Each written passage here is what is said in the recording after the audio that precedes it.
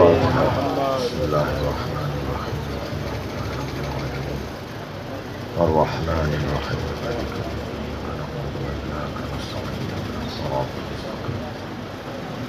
صراط الذين أنعمت عليهم غير المغضوب عليهم ولا الضالين صل على محمد. أعوذ بالله من الشيطان الرجيم بسم الله الرحمن الرحيم الحمد لله الذي لا يبلغ مدحته القائلون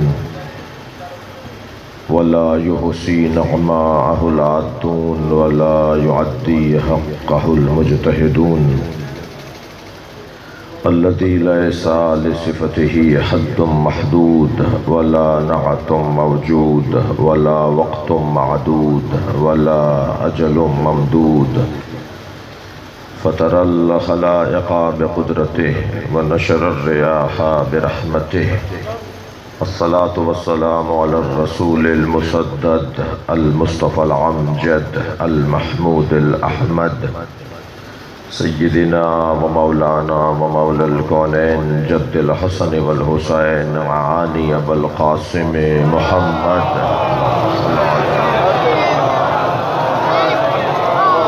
وآله الطيبين الطاهرين المعصومين الذين قال الله إنما يريد الله ليذهب عنكم الرجس أهل البيت ويطهركم تطهيرا.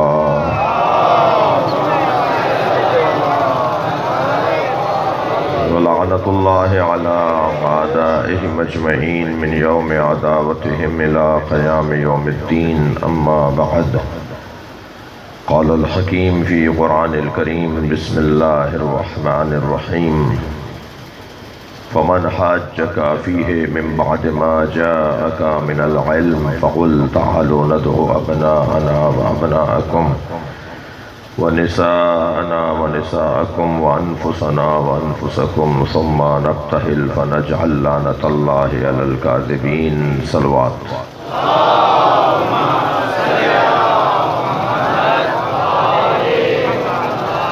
سورہ مبارکہ آل عمران آیت نمبر 61.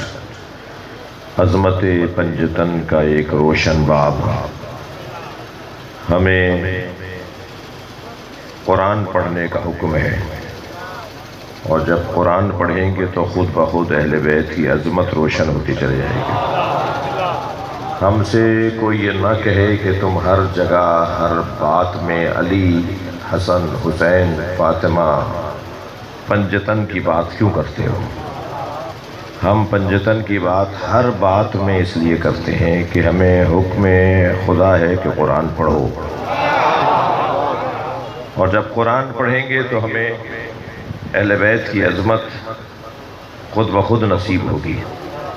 جب شام کے حاکم کے سامنے حضرت زید شہید کو لایا گیا، جب حجاج ابن یوسف کے سامنے حضرت زید شہید کو لایا گیا تو حضرت زید شہید سے اس نے کہا جی آخری بات کیجئے، کچھ دیر بعد آپ کی گردن اڑائی جائے گی.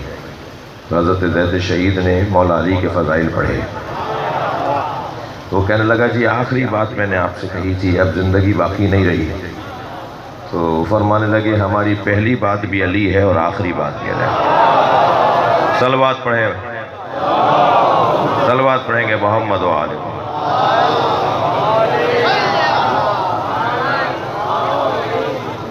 حضرت عبداللہ ابن عباس کا سامنا ہوا حاکم شام سے. حاکم شام کہنے لگا علی رحلت کر گئے، کچھ کہو علی کے بارے میں. حضرت ابن عباس سے خواہش کی کہ کچھ علی کے بارے میں کہو. تو حضرت ابن عباس نے مولا علی کی شان میں جو قرآن کی آیتیں ہیں نا وہ پڑھنا شروع کی.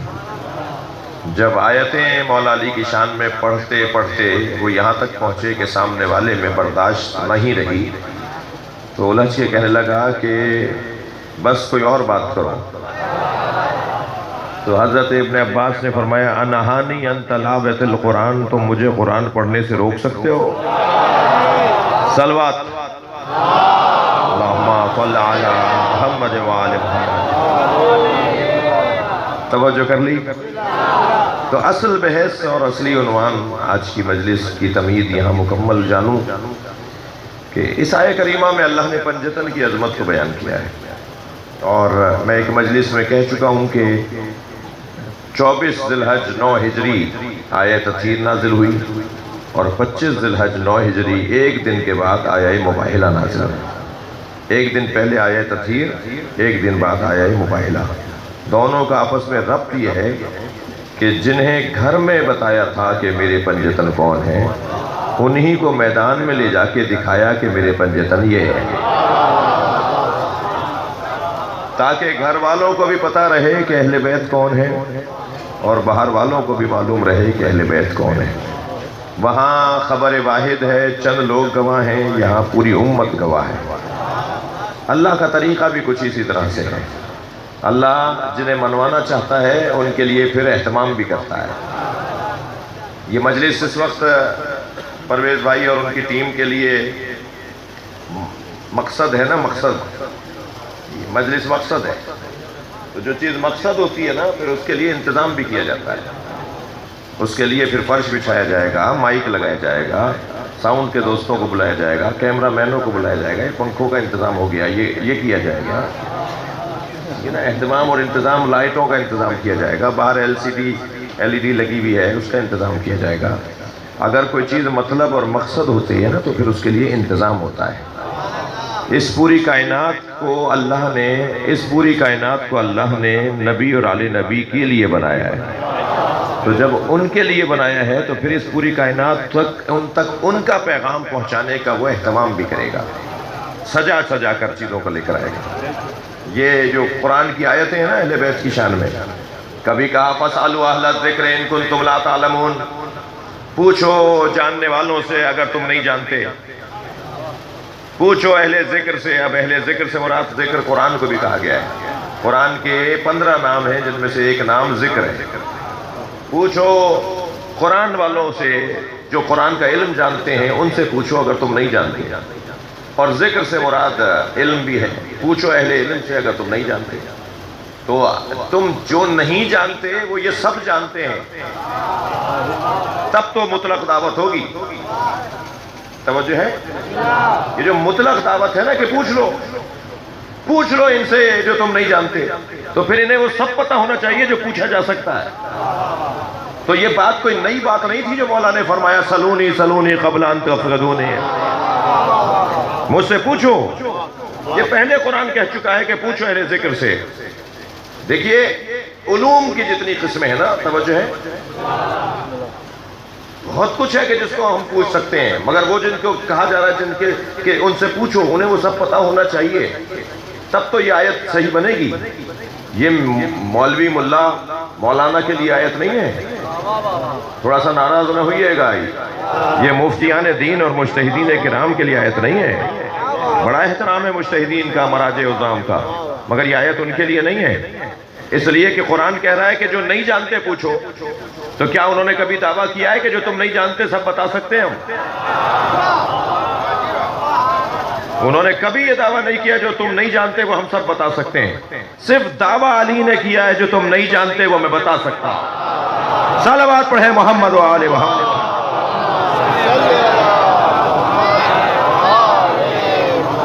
اور جب ہم مولا کائنات کی عظمت کے باب میں یہ بات کرتے ہیں نا کہ علی سب بتا سکتے ہیں، تو ایک بال برابر بھی ذہن میں خیال نہ لائیے گا کہ علی کا علم نبی کے علم سے زیادہ ہے۔ اس لیے خود علی سے جب پوچھیں کہ آپ کا علم کتنا ہے تو فرماتے ہیں میرا علم تو لعاب نبی ہے۔ رقنی رسول اللہ دقن زقا، صلوات نبی کی ذات پر ہدیہ کریں گے۔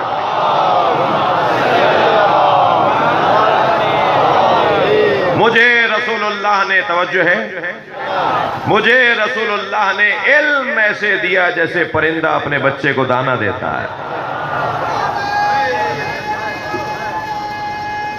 جی مجھے رسول اللہ نے علم ایسے دیا جیسے پرندہ اپنے بچے کو دانہ دیتا ہے۔ یہ علی کا کلام ہے، میرا اور آپ کا نہیں ہے جو ہم آئندہ ٹھیک کر لیں گے۔ یہ علی کا کلام ہے، علی بولتا ہے تو علی بولتا ہے، کلام بھی علی کا علی ہوتا ہے۔ علی کے کلام کا علی ہونا ہی تو نہج البلاغہ کہلاتا ہے۔ اور 1400 سال گزرنے کے بعد بھی کوئی نہج البلاغہ کا جواب نہیں لا سکتا جی۔ ایک مسیحی ادیب، عربی زبان کا ادیب، ایک مسیحی اسکالر، ایک ادیب کہتا ہے، توجہ ہے، جب اس سے کسی نے کلاس میں، اس کے شاگردوں نے کہا کہ قرآن نے 1400 سال پہلے اعلان کیا تھا کہ اگر تم سچے ہو جی فَأْتُوا بِسُورَةٍ مِّن مِّثْلِهِ، اگر تم سچے ہو تو پھر قرآن کی ان سوروں جیسا ایک سورہ، 114 سوریں ہیں، کوئی ایک سورہ لکھ کر لے آؤ قرآن کے مقابلے میں۔ غیر مسلموں کو اللہ نے دعوت دی ہے کہ اگر تم سچے ہو، میرے مخالف ہو، میرے قرآن کے مخالف ہو، میرے نبی کو نہیں مانتے ہو، یہ ایک دلیل لے لیں بچے، آپ مسلمان ہیں، آپ کے مسلمان ہونے کی حقانیت قرآن ہے اور اہل بیت کی عظمت ہے۔ میں نے اس بچے سے ماشاءاللہ میں نے اس بچے سے کہا تھا 2 دن پہلے کہ تم ہماری وجہ سے شیعہ نہیں ہونا، ہماری وجہ سے شیعہ ہوگے تو 2 دن بعد پلٹ جاؤ گے، ہمارا حال اچھا نہیں ہے، ہماری وجہ سے شیعہ نہ ہونا، علی کی وجہ سے شیعہ ہونا، امام صادق کی وجہ سے شیعہ بننا، ائمہ اہل بیت کی وجہ سے شیعہ بننا، ہماری وجہ سے نہیں بننا۔ سب سے بڑی رکاوٹ تشیع کے رستے میں خود شیعہ ہیں۔ تھوڑا سے کڑوی باتیں سن لیجئے، شیعت کی راہ میں سب سے بڑی رکاوٹ خود شیعہ ہیں۔ کوئی غیر شیعہ میں نام نہیں لیتا، خامخواہ الجھن ہو جاتی ہے جی، مجھے نہیں ہوتی کسی اور کو ہو جاتی ہے، الحمدللہ ہمیں کوئی الجھن نہیں ہوتی ہے۔ تو نام نہیں لے رہا، کسی کو الجھن ہو جائے گی، کسی کی نیند خراب ہو جائے گی جی، پریشان ہو جائے گا، کیا کیا بول دیا۔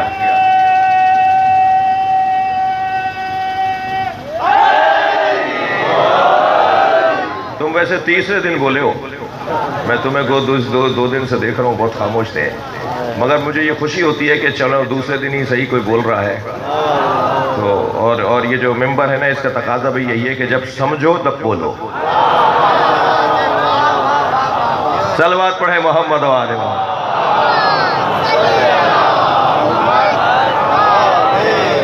آپ اس سے اچھی صلوات پڑھ سکتے ہیں، اللہم صل علی محمد و آل محمد۔ باہر والے، مسجد والے، چھت والے سب مل کے صلوات پڑھیں،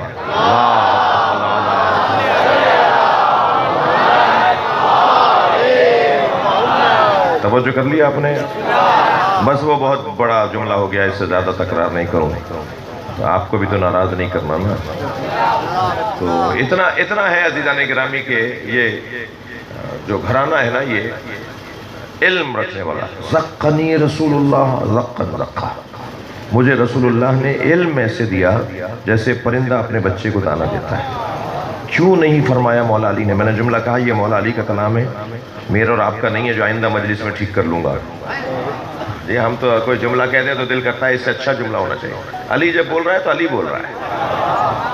ہاں وہ جملہ، وہ اس سے کہا غیر مسلم اسکالر سے کسی شاگرد نے کہ قرآن نے 1400 سال پہلے اعلان کیا ہے کہ اگر تم سچے ہو، غیر مسلموں سے کہا ہے، تو قرآن کے 114 سورے ہیں، ان میں سے ایک سورہ لکھ کر لے آؤ، اس جیسا، اس کے وزن کا، اس کے ٹکر کا جی، اس کی ٹکر کا ایک سورہ لکھ کر لے آؤ۔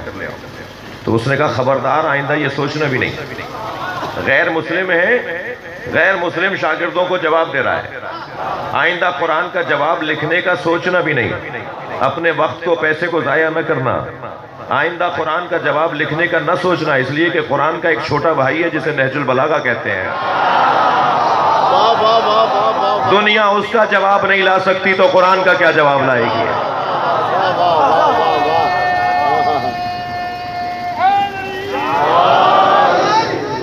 بھائی ایک مومن اور آج کل میں حق پڑھنا چاہتا ہے،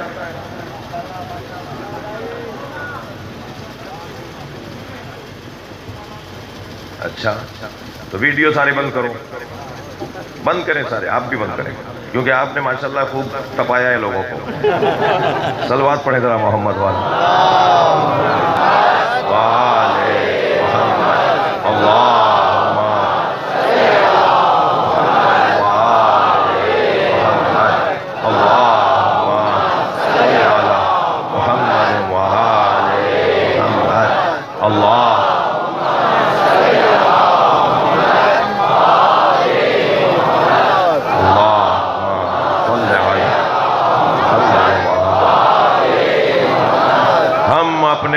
بیٹوں کو لاتے ہیں،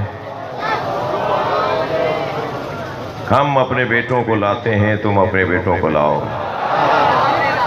ہم اپنی بیٹیوں کو لاتے ہیں، تم اپنی بیٹیوں کو لاؤ۔ ہم اپنے جیسوں کو لاتے ہیں، تم اپنے جیسوں کو لاؤ، اور پھر مباہلہ کریں گے۔ میں تو کہتا ہوں کہ نبی کا مباہلہ آج تک نتیجہ دے رہا ہے۔ یہ جو مسلسل نبی کے گھرانے سے پیار بڑھ رہا ہے، یہ نبی کا مباہلہ تھا جو چل رہا ہے۔ مباہلہ سرکار کا ختم نہیں ہوا، سچے بھی موجود ہیں اور جھوٹے بھی موجود ہیں، اور وہ لعنت بھیجنے کے لیے ہیں اور وہ لعنت کھانے کے لیے ہیں۔ تو یہ سلسلہ حق و باطل کا، نقی بھائی آئیے ایک اور صلوات پڑھیں گے محمد والے۔ اس طرف آ جائیے، اس طرف آ جائیے مولانا، آپ بھی محمد والے محمد بلندر صلوات۔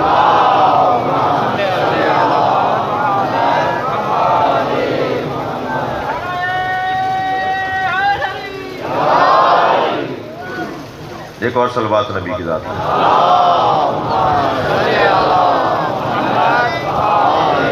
آپ اس سے اچھی صلوات پڑھ سکتے ہیں۔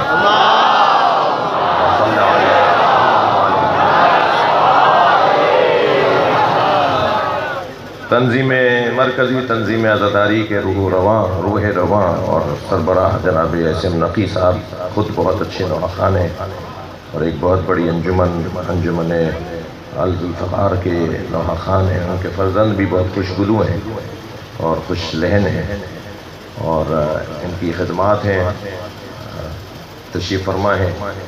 اور ابھی ایک منظر تھا نقی بھائی یہاں، اور وہ منظر اب بنے گا۔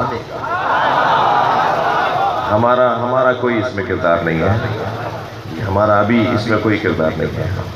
میں نے ایک جملہ کہا ہے کہ ہماری وجہ سے نہیں، بلکہ اہل بیت کی عظمت کی وجہ سے، ان کے فضائل کی وجہ سے لوگ جوق در جوق، فوج در فوج، گروہ در گروہ اہل بیت کے مکتب میں داخل ہوں گے۔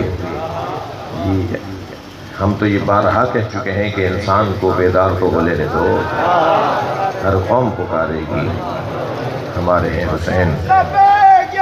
ماشاءاللہ،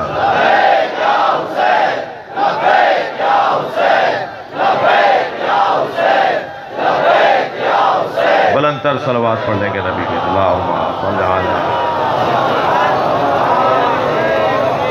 توجہ کر لی آپ نے؟ پرچی آئیے بھائی، کچھ اور بھی ہونے والا ہے۔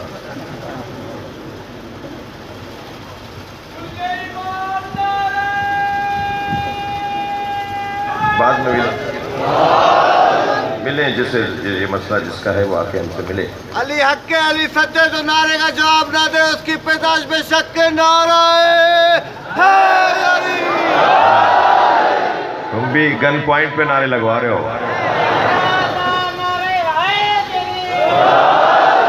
گن پوائنٹ پہ نعرے نہیں لگواؤ گے، زبردستی نعرہ نہیں لگواؤ۔ یہ نعرہ تو ہے ہی وہ جو اختیار سے لگایا جاتا ہے، باقی سارے نعروں میں ضروری ہے، لیکن یہ نعرہ اختیار سے ہے، زبردستی نہیں ہے، یہ نعرہ اختیار سے، جو ابھی میرے دو بھائیوں نے، کل اس بھائی نے، 2 دن پہلے اس بھائی نے لگایا۔ بات آگے بڑھی تو نبی مکرم نے اپنے اہل بیت کا تعارف کروایا، چادر کے گھر میں پنجتن کو لٹا کر گھر والوں کو بتایا کہ میرے اہل بیت ہی ہیں، اور مباہلے میں لے جا کر پوری امت کو بتایا کہ میری اہل بیت ہی ہے۔ اور جنہیں اہل بیت کو اللہ کے حبیب نے، اللہ کے نبی نے تعارف کے طور پر معاشرے کے سامنے رکھا، ان اہل بیت کے لیے فرمایا کہ میں قرآن اور اہل بیت چھوڑ کے جا رہا ہوں، اور یہ دونوں کبھی ایک دوسرے سے علیحدہ نہیں ہوں گے، یہاں تک کہ حوض کوثر پہ مجھ سے آ کے ملیں گے۔ جس نبی نے کہا تھا نا کہ اللہ ہے، وہی نبی کہہ رہا ہے قرآن اور اہل بیت رہیں گے۔ تو جتنا یقین تمہیں اللہ کے ہونے پر ہے نا، اتنا ہی مہدی کے ہونے پہ بھی یقین رکھو، کیونکہ اسی نبی نے کہا ہے کہ یہ ایک ساتھ رہیں گے، علیحدہ نہیں ہوں گے۔ یہ ایک ساتھ جڑے رہیں گے تو ہمارے درمیان وہ ہیں. قرآن ہے, مسجد میں جا کے دیکھ لیے رکھا ہوا ہے, اپنے گھر جائیے گا قرآن ساتھ میں رکھا ہوا ہے, چاہیے ہماری گاڑیوں میں قرآن رکھا ہوا ہے. قرآن ہے, جب نبی نے کہا یہ علیحدہ نہیں ہوں گے تو مانو کہ پھر اہل بیت بھی ہیں. مجھے نظر نہیں آ رہے تو یہ دلیل نہیں ہے. مجھے بہت ساری چیزیں نظر نہیں آتی. اگر مجھے ہر چیز دیکھنے کا شوق ہوا تو شاید میرا وجود ہی نہ رہے. کچھ لوگوں کو اللہ دیکھنے کا شوق ہوا تھا. حضرت موسیٰ کے ساتھ کوہ طور پر گئے, یہ تو موسیٰ میں دم تھا جو زندہ رہ گئے, پھر بھی حضرت موسیٰ بے ہوش ہوئے. اور جنہوں نے ایک جلوہ دیکھا نا وہ مر گئے, پہاڑ ریزہ ریزہ ہو گیا. توجہ کر لیا آپ نے, ریزہ ریزہ ہو گیا, لوگ 70 لوگ مر گئے, حضرت موسیٰ بے ہوش ہو گئے. تو دیکھنے کی کوشش نہیں کرنا. جو ہر چیز دیکھنے کی کوشش کرتے ہیں وہ اندھے بھی ہو جاتے ہیں. ہر چیز وقت پہ نظر آئے گی. صلوات پڑھیں محمد و آل محمد.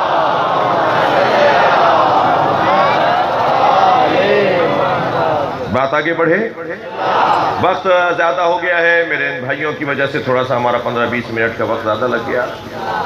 تو میرا مطلب یہ بھی نہیں ہے کہ آپ کو بہت دیر ٹھہرائے رکھوں. ایک اور مجلس بھی آج ہمیں توفیق حاصل ہو رہی ہے, تو وہاں بھی ہمیں جانا ہے. اور الحمدللہ یہ سلسلہ پہلے سے زیادہ مضبوط ہو گیا ہے, اور اس کے پیچھے ارادہ پروردگار ہے. اللہ نے علی کے دشمنوں کو جتنا ذلیل کیا ہے اتنا کسی اور کو ذلیل نہیں کیا. کہیں نہ کہیں بخشش ہو جاتی ہے مگر علی کے دشمنوں کی بخشش نہیں ہے. جی سائیں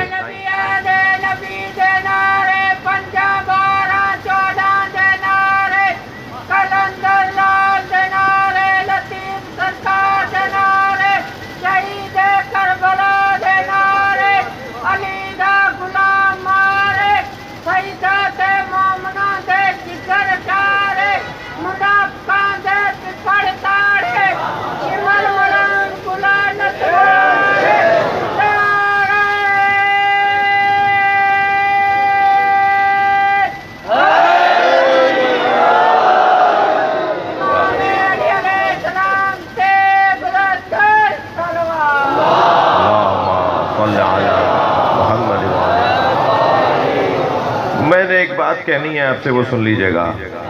جتنا اللہ نے علی کے دشمنوں کو ذلیل کیا ہے اتنا کسی اور کو نہیں کیا. جی حتیٰ اپنے دشمنوں کو معاف کر دیا.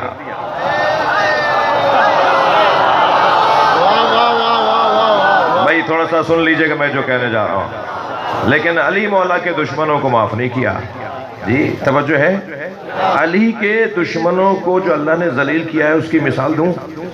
بڑی آرزو ہے بعض لوگوں کے کہ قرآن سے بات کریں, تو قرآن کی آیت پڑھ کے سناؤں گا. علی کے دشمنوں کو اللہ نے ذلیل کتنا کیا ہے. وَيُرِيدُونَ لِيُطْفِئُوا نُورَ اللَّهِ بِأَفْوَاهِهِمْ وَاللَّهُ مُتِمُّ نُورِهِ وَلَوْ كَرِهَ الْمُشْرِكُونَ.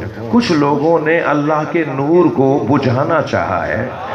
وہ اللہ کے نور کو بجھانا چاہتے ہیں پھونک کے ذریعے سے, اور اللہ اپنے نور کو روشن رکھے گا چاہے مشرکوں کو برا لگتا ہو. جی یہ تو پہلے تو طے کر دیا کہ اللہ کے نور کو بجھانے والے کو اللہ مشرک بولتا ہے. پھر اللہ نے یہاں یہ طے کر دیا کہ اللہ کے نور کو بجھانے والے کون ہیں, وہ جو اپنی پھونکوں سے نور بجھانا چاہتے ہیں. ڈالر, درہم, دینار, جی امریکہ سے اور سعودی عرب سے پیسہ آتا ہے نا, درہم و دینار, ڈالر, جتنے بھی پیسے پاکستان کے اندر آتے ہیں نا, اس نام کو مٹانے اور چھپانے کے لیے اللہ نے ساری طاقتوں کو اتنا ذلیل کیا ہے کہ انہیں پھونک بولا ہے.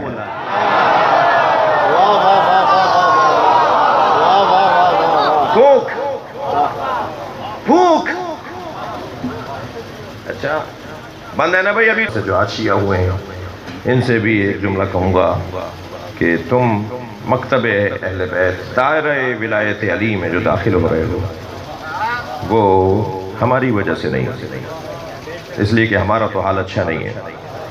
ٹھیک ہے, تم جو داخل ہو رہے ہو وہ ہاں صحیح, وہ اہل بیت کی عظمت کی وجہ سے. ہم تو بدلتے رہیں گے مگر اہل بیت کی عظمت ثابت رہے گی. اس کے پیچھے اللہ کا ارادہ ہے، اس کے پیچھے پروردگار عالم کا ارادہ ہے۔ اس لیے مولا کے ولایت کا اقرار کرو کہ اس علی کی بیٹی نے اپنے بھائی کو اپنی آنکھوں کے سامنے ذبح ہوتے ہوئے دیکھا ہے۔ 2 محرم کو حضرت دیبل خدائی نے آ کر کہا، مولا رضا کی خدمت میں، مولا رضا کا شاعر دیبل خدائی شہید کیے گئے ہیں، ان کی زبان یہاں سے گردن کاٹ کر اندر سے گدھی سے پیچھے سے کھینچ لیے، زندگی میں ناخون کھینچے گئے، زندگی میں داڑھی نوچی گئی ہے، بال نوچے گئے، اور کیوں نوچے گئے وہ بتا دوں۔ کسی نے کہا متوکل سے کہ یہ حسن و حسین سے محبت کرتا ہے، یہ علی کا شیعہ ہے، تو اس نے کہا نہیں یہ ہو نہیں سکتا، یہ تو میرے بچوں کو پڑھاتا ہے، یہ علی کا شیعہ کیسے ہو سکتا ہے؟ تو کہا کہ نہیں علی کا شیعہ ہے۔ کہا ٹھیک ہے آج آزما لیتا ہوں۔ بچوں کو پڑھا رہے تھے، متوکل کے بچوں کو پڑھا رہے تھے، استاد تھے، بڑے قابل عالم فاضل آدمی تھے۔ قریب آ کر بیٹھ گیا، کہنے لگا میرے بچے زیادہ عزیز ہیں یا علی کے بچے حسن حسین؟ جی تو دیبل نے بڑے اطمینان کے ساتھ کہا کہ علی کے بچے تو بہت بلند ہیں، علی کا کمبر بھی تمہارے بچوں سے افضل ہے۔ ابن سکیت، دیبل خدائی، ان لوگوں کی زبانوں کو کھینچا گیا ہے۔ 2 محرم ہے، امام رضا کی خدمت میں آ کر کہتے ہیں مولا میں نے آپ کے جد حسین کا مرثیہ لکھا ہے۔ امام نے فرمایا دیبل ذرا صبر کرو، اور پھر اپنے غلام کو بلا کے کہا کہ پردہ آویزہ کروا دو اور بیویوں سے کہو کہ آ کے بیٹھ جائیں۔ اجرکم اللہ، آپ رونا چاہ رہے ہیں، بیویوں سے کہو کہ پردے کی اس طرف آ کے بیٹھ جائیں۔ جب اہل حرم، سیدانیاں، کنیزیں، بیویاں اس طرف آ کے بیٹھ گئیں تو امام نے کرسی کی طرف اشارہ کیا، دیبل جاؤ اب جا کے مرثیہ سناؤ۔ اب گھر میں جو امام کے غلام ہیں، امام کے چاہنے والے آئے ہوئے ہیں، وہ بیٹھے ہوئے ہیں، امام زمین پر ہیں، دیبل کرسی پر ہیں۔ مولا کا ذاکر، مولا نے عزت دی ہے ذاکر کو، وہ کرسی پر ہے اور مرثیہ سنا رہے ہیں، اور مرثیہ پڑھتے ہوئے کہتے ہیں، مرثیہ کا آغاز کرتے ہیں، یا فاتی قومی یمنت الخیر فندبی، اے بہترین مخلوق کی بیٹی فاطمہ، اے خیر خلق خدا، سب سے افضل مخلوق کی بیٹی فاطمہ، جنت البقیع کو چھوڑ کے کربلا آ جاؤ۔ کربلا میں آسمان سے تارے اتر رہے ہیں، کربلا میں آسمان سے چاند اتر رہا ہے۔ اے فاطمہ کربلا آ جاؤ، ایک جانب تمہارا پوتا علی اکبر ایڑیاں رگڑ رہا ہے۔ اے فاطمہ اجرکم اللہ، جو رونے آئے اپنی آوازوں کو آزاد کریں گے۔ اے فاطمہ کربلا آ جاؤ، ایک جانب تمہارے پوتے قاسم پہ گھوڑے دوڑائے جا رہے ہیں۔ اے فاطمہ کربلا آ جاؤ، تمہارے نواسوں پر گھوڑے دوڑائے جا رہے ہیں۔ اے فاطمہ کربلا آ جاؤ، عباس کے بازو کاٹے جا رہے ہیں۔ ایک ایک شہید کا حال دیبل نے 2 مصروں میں نظم کیا، اور پھر آخری مصرع کہا کہ اے فاطمہ، آخری شعر کہا، اے فاطمہ جب سب جگہ رو چکو تو ایک نشیب کربلا میں آ جانا، وہاں تمہارا حسین گھوڑے سے گرایا جا رہا ہے۔ اجرکم اللہ، اجرکم اللہ، تھکیں گے نہیں۔ میرے مولا کی آنکھوں میں آنسو آ گئے، گریہ ہو رہا تھا، سارے بیٹھے ہوئے لوگ گریہ کر رہے تھے کہ مرثیہ مکمل ہوا تو میرے مولا رضا نے فرمایا دیبل اس میں 2 مصرے اور بڑھا دو، اور کہو اے فاطمہ جب کربلا میں حسین کو رو چکو تو خراسان میں اپنے غریب بیٹے کی قبر پہ بھی آ جانا۔ دیبل نے آواز دے کر کہا مولا مجھے نہیں پتا کہ بی بی کے کون سے بیٹے کی قبر خراسان میں ہے۔ امام تو سامنے بیٹھے تھے نا، کہا مولا مجھے نہیں پتا کہ بی بی کے کون سے بیٹے کی قبر خراسان میں ہے۔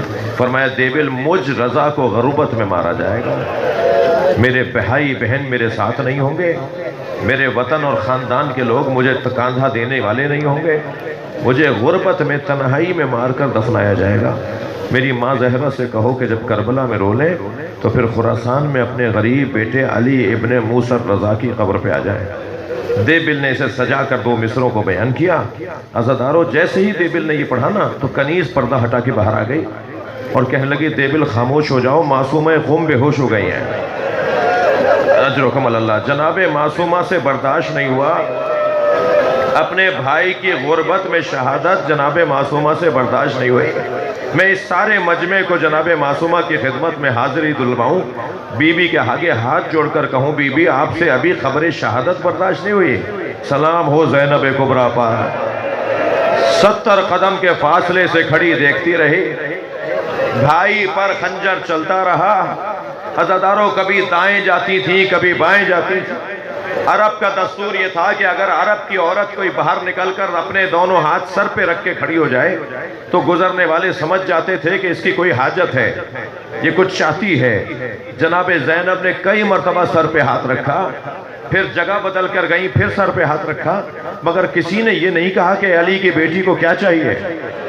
اور پھر میری بیوی کی مظلومیت دیکھیے کہ پسر سعد کو آواز لگا کے کہا دیکھ رہا ہے میرا بھائی مارا جا رہا ہے، میرے بھائی کو بچا لے۔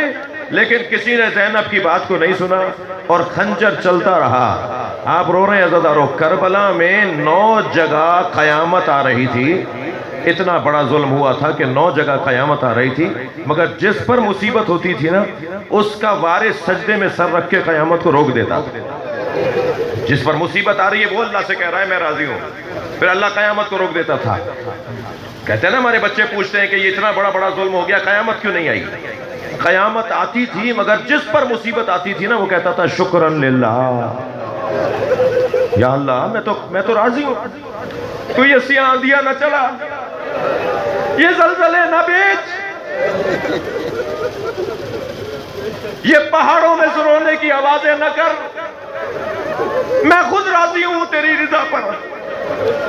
جب جناب امام حسین کے گلے پہ خنجر چل رہا تھا نا اس وقت سیاہ آندھیاں چل رہی تھی، زمین کربلا کو زلزلہ آ رہا تھا۔ یہ وہی آثار تھے جو قیامت کے آثار ہیں۔ جیسے ہی وارث کو جا کر جناب زینب نے اٹھایا نا، زین العابدین اٹھو یہ آندھی کیسی ہے، تو پہلے تو آندھی کو دیکھا، زلزلے کو دیکھا تو کہا شکرن للہ، یا اللہ تو نے ہم سے امتحان لیا ہے، تیرا شکر ہے۔ اور پھر فرمایا پھوپھی اماں خیمے کا پردہ ہٹائیے۔ اب جو خیمے کا پردہ ہٹا تو حسین کا سر نیزے پہ بلند ہو رہا تھا، وہیں سے آواز دے کر کہا السلام علیکہ یا ابا عبداللہ، اے حجت خدا تم پہ میرا سلام ہو۔ گریہ ہو گیا، مجلس ہو گئی۔ میرا دل کر رہا ہے کہ ایک منزل اور آگے آ جائیے۔ عزادارو 2 منزلیں ایسی تھیں کہ جہاں سنبھالے نہیں سنبھل رہا تھا ماحول۔ ایک سکینہ کی قبر سے بی بی رباب کو اٹھانا، اجرکم اللہ، تکلف نہیں کریں، جنہیں رونا آ رہا ہے اپنی آوازوں کو آزاد کریں۔ مجھے جلدی نہیں ہے، جب آپ اونچی آواز میں روتے ہیں نا تو امام جعفر صادق دعا دیتے ہیں۔ یہ جو آپ کا گریہ ہے یہ بہت بڑی توفیق ہے، سنی شیعہ کا مسئلہ بھی نہیں ہے۔ یہ جو آنسو ہے نا یہ قبر میں کام آئے گا، یہ آنسو قبر میں بڑا کام آئے گا۔ اس دنیا میں جتنا ہو سکتا ہے حسین پہ گریہ کر لیں۔ 2 ایسی جگہیں تھیں جہاں ماحول سنبھالا نہیں جا رہا تھا۔ ایک تو جناب سکینہ کی قبر سے بی بی رباب کو اٹھانا۔ امام سجاد نے پوچھا پھوپھی اماں ساری بیبیاں محملوں میں بیٹھ گئیں؟ بی بی زینب نے فرمایا بھابی رباب نظر نہیں آ رہی۔ اجرکم اللہ، بھابی رباب نظر نہیں آ رہی۔ امام نے فرمایا مجھے پتا ہے میری ماں کہاں ہے، اے بیبیوں میرے ساتھ آؤ۔ اب آگے امام سجاد، پیچھے تمام بیبیاں۔ امام سجاد نے زندان شام میں قدم رکھا تو رونے والوں سنو گے جیسے کوئی ماں اپنے بچے کو گلے سے لگایا، ایسے جناب رباب نے قبر سکینہ کو سینے سے لگایا اور بار بار کہہ رہی تھی اٹھو ہم مدینے جا رہے ہیں، سکینہ وطن جا رہے ہیں، چلو تمہیں تو وطن جانے کا بڑا خیال تھا۔ اجرکم اللہ۔ ایک یہ منزل تھی کہ جو ماحول سنبھالا نہیں جا رہا تھا۔ جناب زینب نے آواز دی بھابی قافلہ تیار ہے۔ جناب رباب نے فرمایا زینب میرا مدینے میں کون ہے، میرا والی کربلا میں، میری بچی زندان میں ہے۔ امام سجاد نے جب کہا نا تو اٹھی ہیں قبر سے اور مڑ کر بچی کو دیکھ رہی تھی، مڑ کر سکینہ کے قبر کو دیکھ رہی تھی۔ جب محمل میں آگے بیٹھی ہیں تو محمل کا پردہ ہٹا کر صرف اسی طرف دیکھ رہی تھی۔ عجب نہیں بچی سے باتیں کر رہی ہوں۔ تو جناب زینب سے شام کی عورتوں نے کہا الوداع یا زینب، الوداع یا زینب۔ تو جناب زینب نے محمل کا پردہ ہٹا کر کہا شام کی عورتوں مجھ پہ ایک احسان کرو گی؟ सब औरतों की आवाज़ आई, बीबी हुक्म करेंगी। फरमाया हमारी सकीना को अकेला ना छोड़ना, बस मैं मजलिस मुकम्मल कर रहा हूँ। अल्लाह आपको जनाबे सकीना की कब्र पर ले जाए। आप जाकर जब जरी से कब्र को देखेंगे ना, तो जरूर देखिएगा आज भी शाम के देहात की औरतें खिलौने ला के डालती हैं और एक नौहा पढ़ती हैं, तुम्हारी फूफी से वादा किया था, तुम्हारी कब्र पर आते रहेंगे, तुम्हें तन्हा नहीं छोड़ेंगे। अला लानतुल्लाहि अला कौमिज़ ज़ालिमीन फसयअलमुल लज़ीना ज़लमू अय्य मुनक़लबिन यनक़लिबून। या हुसैन। जनाब नक़ी रफ़ी साहब नौहा ख़ानी करेंगे। अंजुमन अल ज़ुल्फ़िकार कराची जो साहिब बयान